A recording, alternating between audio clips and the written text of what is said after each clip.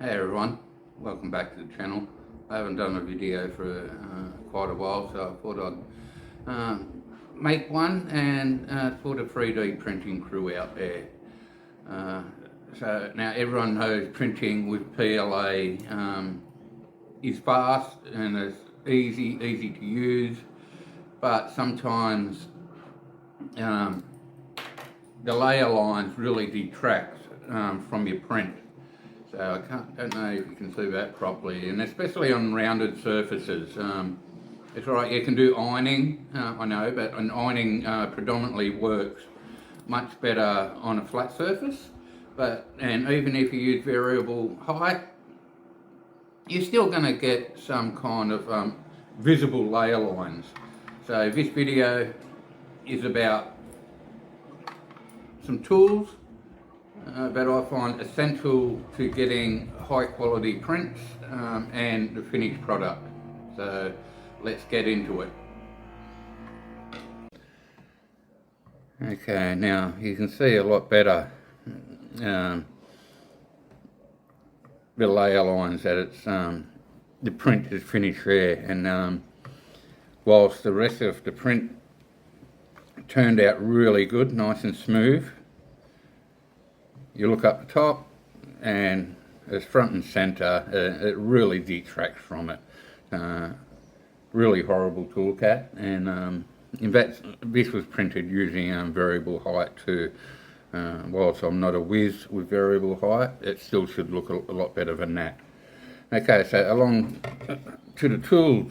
Now I accidentally discovered this tool, and it's called Lufia scrapers, basically cabinet scrapers. Now there are a truckload of them out there, but this one is local to me, based on the Gold Coast in Australia. A hardened steel, made in Sheffield in England. So basically, they're just little pieces here, off, like I just said, hardened steel, and they've got a sharp edge on them. Now, mine are looking a little dodgy at the moment. The weather has got to them, but you're meant to sharpen them with what's called a burnisher. I don't actually have a burnisher, so I'll either get one or I'll probably replace this set. These are the mini ones, and I got these, the 4 of them, $43 Australian dollars.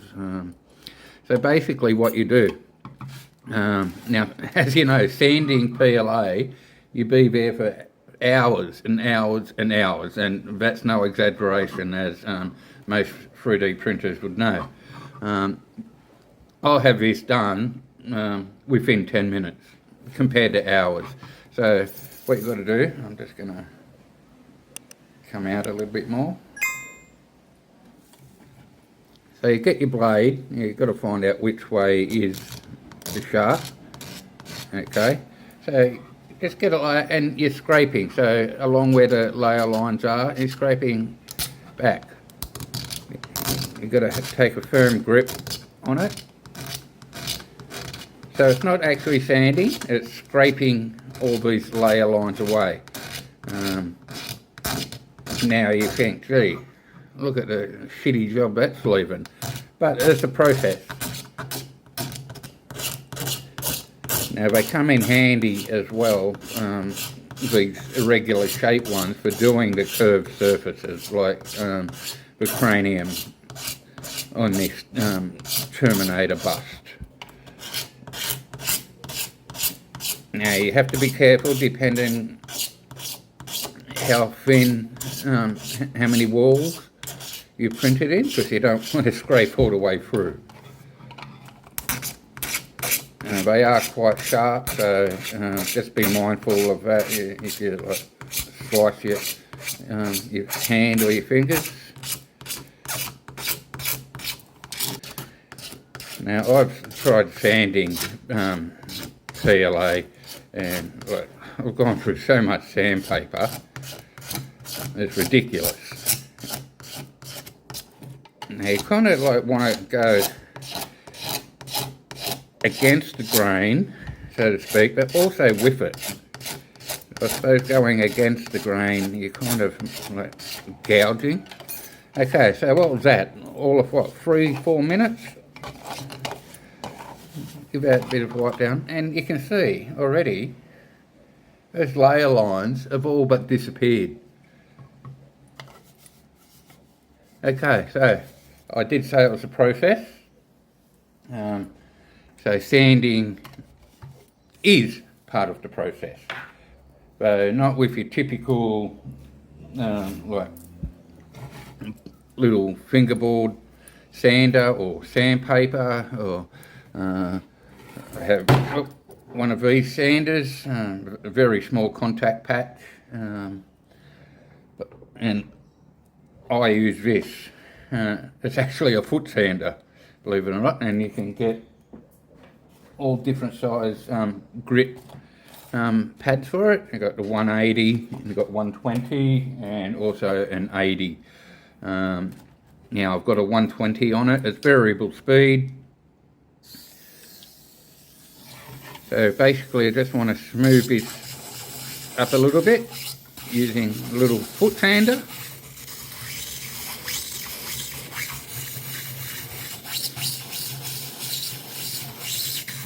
We don't want to have it on full speed, because it's just more than likely going to leave extra marks that you just eradicated. So really just want to smooth out those rough edges from the loofier card scrapers. Now I have seen these card scrapers on Amazon, and that's where I was first going to purchase from, but read a lot of bad reviews about them. So like I said, I found this mob on the Gold Coast, very reputable, and that's where I purchased them. A little bit dearer, but as the saying goes, poor man pays twice. Okay, so that's done. Step 2. So the tools that you need so far, these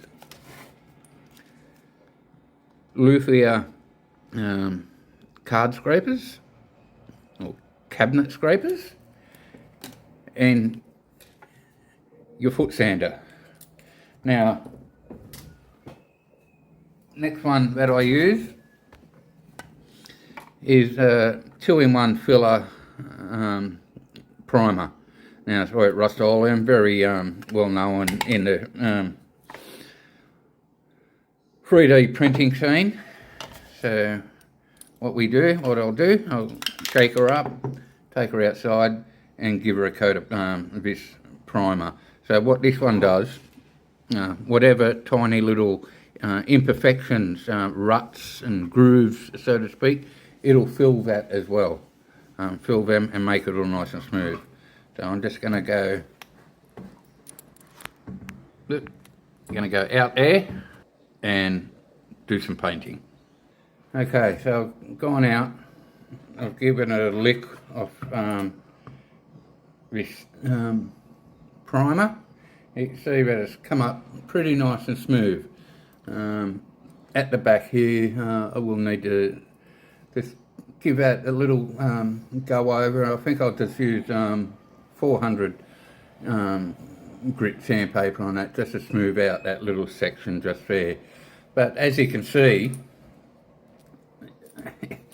going from the original layer lines that I showed you before I started, to sand that out with normal sandpaper by hand, man, you're going to be there for half a day trying to do that, and you're going to get cramps in your hand, you're going to get frustrated, you're going to want to throw it through the window, you're going to want to jump on it.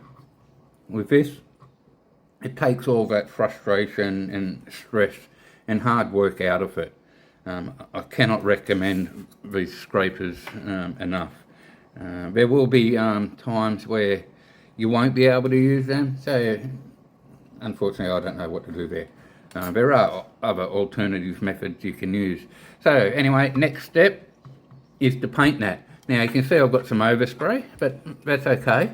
I'm just I'm not going to paint by hand. I'm going to use my trusty airbrush.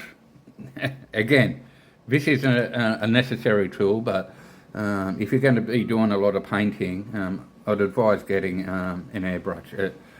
Just everything a much cleaner, more professional looking finish.